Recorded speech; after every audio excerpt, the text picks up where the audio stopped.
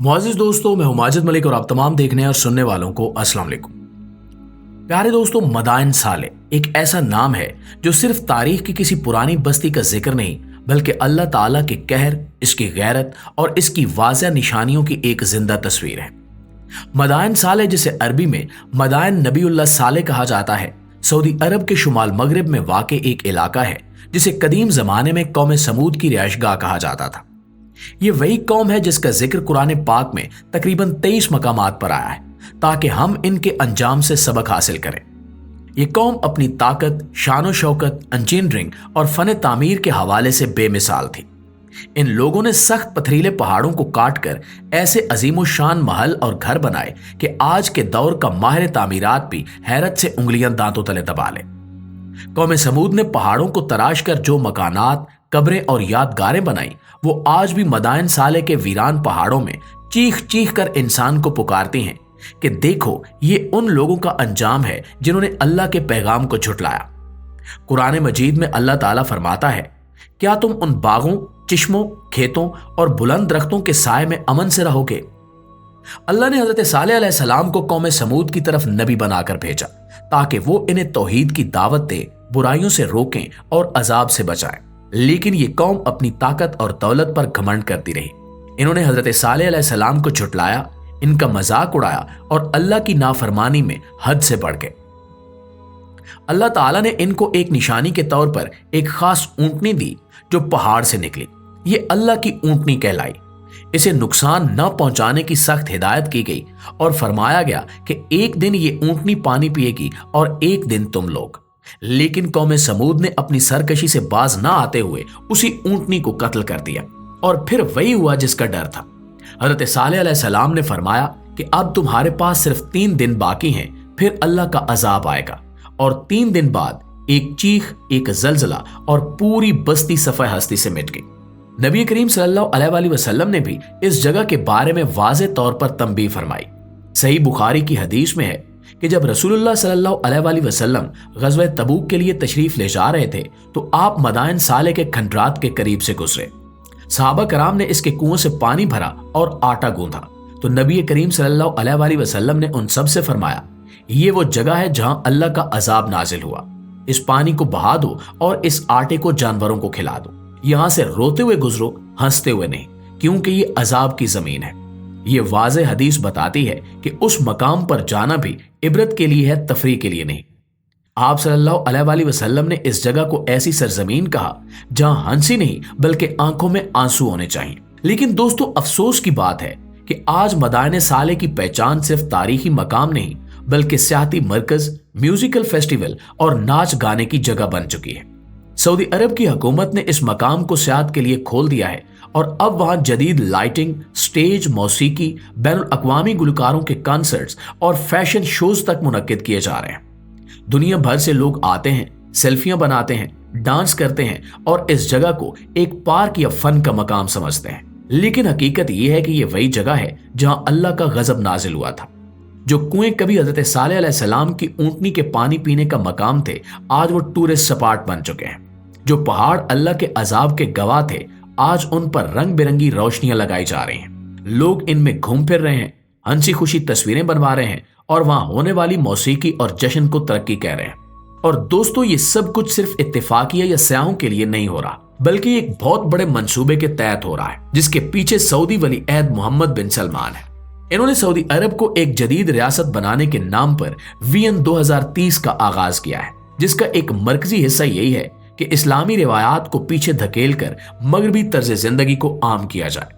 Madain साले जैसे मुकद्दस और इबरतनाक मकामात को इवेंट सेंटर्स में बदलना इसी मंसूबे का एक छोटा सा हिस्सा है। वहां अब ना सिर्फ म्यूजिक कंसर्ट्स हो रहे हैं बल्कि अल अला फेस्टिवल के नाम से बाकायदा दुनिया भर के आर्टिस्ट, मॉडल्स और फिल्मी शख्सियात को मदऊ किया जाता है।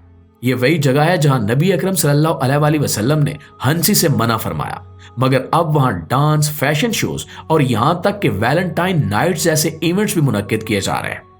मोहम्मद बिन सलमान ने वहां लग्जरी रिजॉर्ट्स बनवाए हैं जहां शराब, म्यूजिक और मगरबी कल्चर को जदीद सऊदी अरब की शनाख्त करार दिया जा रहा है। वहां यूरोप से तरबियत याफ्ता गाइड्स रखे गए हैं जो सयाहों को मदाइन साले की तारीख सिर्फ आसार कदीमा के तौर पर सुनाते हैं। प्यारे दोस्तों, तारीख गवाह है कि जब इंसान हद पार कर जाता है तो अल्लाह के अजाब को रोकने वाली कोई ताकत बाकी नहीं रहती।